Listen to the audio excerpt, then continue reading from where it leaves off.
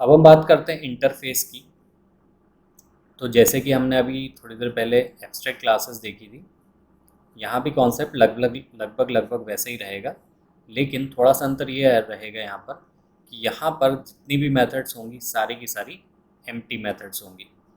अब इसके पीछे लॉजिक क्या है, ऐसा क्यों किया जा रहा है? ऐसा जावा आपको इसलिए फैसिलिटी देता है, मान लीजिए कि एक ग्रुप है, मान लीजिए जैसे यहाँ पे फॉर एग्जांपल हमने 4 क्लासेस बना रखी हैं, colour and colour red, colour blue and test colour के नाम से। अब यहाँ पर हो क्या रहा है कि कलर एक बहुत बड़ा एक वास्ट ग्रुप है, जिसके अंदर बहुत सारे मल्टीपल कलर्स की कैटेगरी आती है, जैसे कि रेड है, ब्लू है, और हर कलर के अंदर बहुत सारे शेड्स हो सकते हैं। अब जो यूज़र बेसिकली, मान लीजिए कलर पिकर का, एक कलर सिलेक्शन का एक आप प्रोग्राम बना रहे हैं, तो उसके अंदर तो आपके पास में बहुत सारी वैरायटी होने वाली है, मतलब इनफाइनाइट वैरायटी होने वाली है कि कौन सा कलर का शेड जो है बेसिकली यूज़र चूज़ करने वाला है। हो सकता है एक कैटेगरी लाइट की हो जाए, एक कलर शेड शार्प हो जाए, एक कंट्रास्ट शेड हो जाए, इस तरीके से। तो ऐसी कंडीशन में जहाँ पर कि आपके पास में जो मेथड्स के लॉजिक हैं वो बिल्कुल अनसर्टेन है, जिनको कि अगर आप डिफ़ाइन करने जाते हैं अपनी क्लास के अंदर, तो वो प्रोग्राम के अंदर कॉम्प्लेक्सिटी को कम करने के बजाय और ज़्यादा कॉम्प्लेक्सिटी को बढ़ा दें। तो ऐसे समय पे जावा क्या बोलता है, जावा ये कहता है कि आप ऐसी मेथड को खाली छोड़ दीजिए और इसको यूज़र के ऊपर रहने दीजिए कि यूज़र जैसा चाहे उसको वैसा डिफ़ाइन कर दे। है एग्जाम्पल मेथड ओवरराइडिंग का ही, बस फ़र्क सिर्फ ये है कि ये वो कॉन्सेप्ट है, या फिर बेसिकली कहा जाए कि ये वो कंडीशन है जहाँ पर कि आपके पास में जो लॉजिक है वो टोटली अनसर्टेन है। तो यहाँ पर हम क्या करेंगे, अगर हमारे पास में ऐसा कोई ग्रुप है जिसके अंदर कुछ सब ग्रुप होने वाले हैं, और जिन सब ग्रुप के अंदर सारी की सारी चीज़ें या मेथड्स के लॉजिक बिल्कुल अनसर्टेन होने वाले हैं, तो हम क्या करेंगे, उस ऐसा एक ग्रुप बनाएंगे और उस ग्रुप के अंदर जितनी भी मेथड्स होंगी वो सारी की सारी हम क्या कर देंगे, एम्प्टी छोड़ देंगे, ताकि जब यूज़र उस क्लास को कॉल करे या ऑब्जेक्ट बनाए, ओके, या फिर इनहेरिटेंस यूज़ करे, तो वो अपने हिसाब से उसको डिफाइन कर ले। इससे क्या होगा, हमारा जो ओवरऑल लॉजिक होगा प्रोग्राम बनाने का वो आसान हो जाएगा। तो चलिए, हमारे पास में एक कलर की कैटेगरी है और हम कहते हैं कि यूज़र से कलर सिलेक्ट करवाना है उनकी सब कैटेगरी के हिसाब से। तो हम एक कैटेगरी बना देते हैं लाइट कलर की। लाइट कलर में भी कॉम्बिनेशन इनफाइनाइट हो सकते हैं। एक कैटेगरी बना देते हैं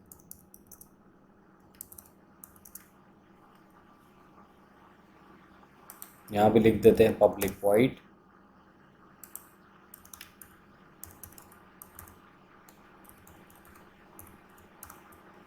मेथड की बॉडी लिखे बिना क्या कर देते हैं, सीधे टर्मिनेट कर देते हैं।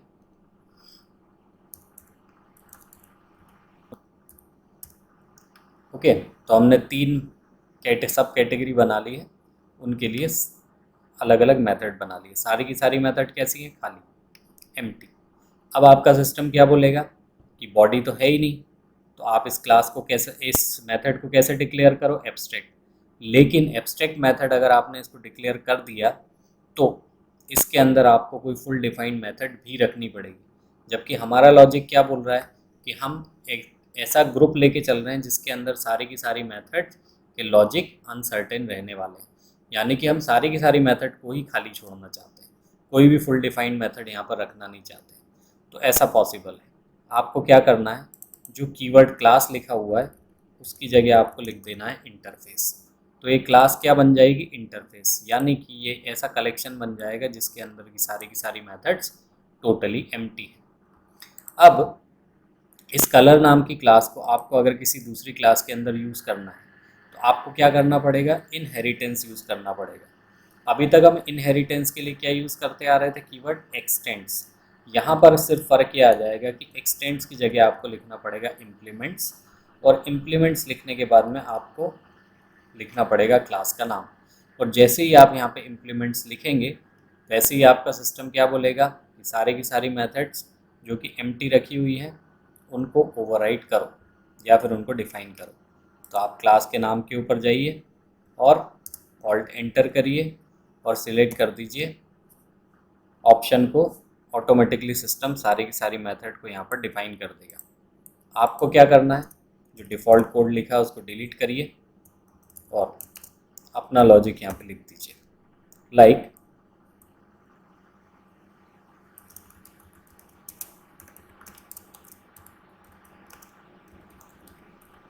select the light colors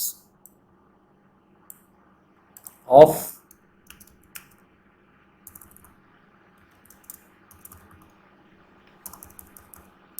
और from red। ओके, क्योंकि हम यहाँ पर कौन से शेड्स दिखाने वाले हैं, रेड के शेड्स दिखाने वाले हैं।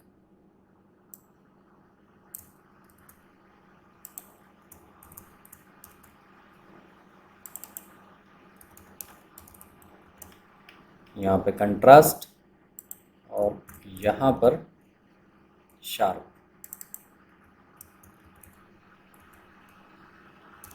ओके, तो ये तो कहानी हुई रेड के केस में, लेकिन कलर चेंज होके ब्लू भी हो सकता है। तो ब्लू में भी वही सारी की सारी मेथड्स काम आ जाएंगी, दोबारा से आपको डिफाइन करने की ज़रूरत नहीं है। तो सेम क्लास को इम्प्लीमेंट कीजिए और सारी की सारी मेथड्स को रीडिफाइन कर दीजिए। ओके, अब आपको क्या करना है, सिंपल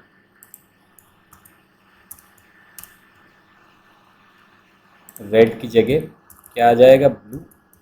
मेथड चेंज हो गई आपकी। तो फाइनली अब चल के टेस्ट कर लेते हैं। सबसे पहले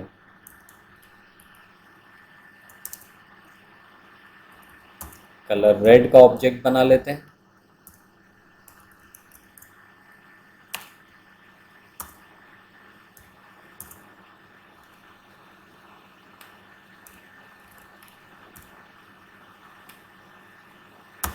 कॉल करते हैं मेथड कंट्रास्ट क्लास, फिर कॉल करते हैं मेथड लाइट कलर, फिर कॉल करते हैं मेथड शार्प कलर। अब उसके बाद में कलर ब्लू क्लास का ऑब्जेक्ट बना लेते हैं। तो यहाँ पर भी तीनों क्लास कॉल कर लेते हैं और फाइनली अब प्रोग्राम को रन कर लेते हैं। तो यहाँ पर देखिए मेथड एक ही है, लेकिन अलग अलग क्लासेस से आपको अलग अलग टाइप के आउटपुट मिल रहे हैं। ये बिल्कुल वैसे ही होता है, सिमिलर आप देखना चाहें तो जैसे फाइल के ऑप्शन होते हैं, न्यू फाइल, कौन सी फाइल ओपन होने वाली है, ये रैंडम है क्योंकि फाइल के नाम अलग अलग होंगे। ओपन पे जाएंगे, सेव पे जाएंगे, अगर इसी प्रोजेक्ट को मैं सेव करता हूँ मैं किस नाम से सेव करूँगा, ये टोटली अनसर्टेन है। तो ऐसे केसेस में क्या करते हैं, एम्प्टी मेथड्स बना के छोड़ देते हैं और जब भी इनका यूज़ हो तब मेथड को डिफाइन कर लेते हैं, ताकि हमें अननेसेसरी कोड लिखने की ज़रूरत ना हो और हमारी ओवरऑल प्रोग्रामिंग सिंपल हो जाए, ओवरऑल प्रोसेसिंग हमारी फास्टर हो जाए। इसके लिए यूज़ किया जाता है ये इंटरफेस का कॉन्सेप्ट। तो एब्स्ट्रैक्ट क्लासेस और इंटरफेसेस दोनों ही आपको समझ में आए होंगे। चलिए बढ़ते हैं आगे प्रोग्राम की तरफ।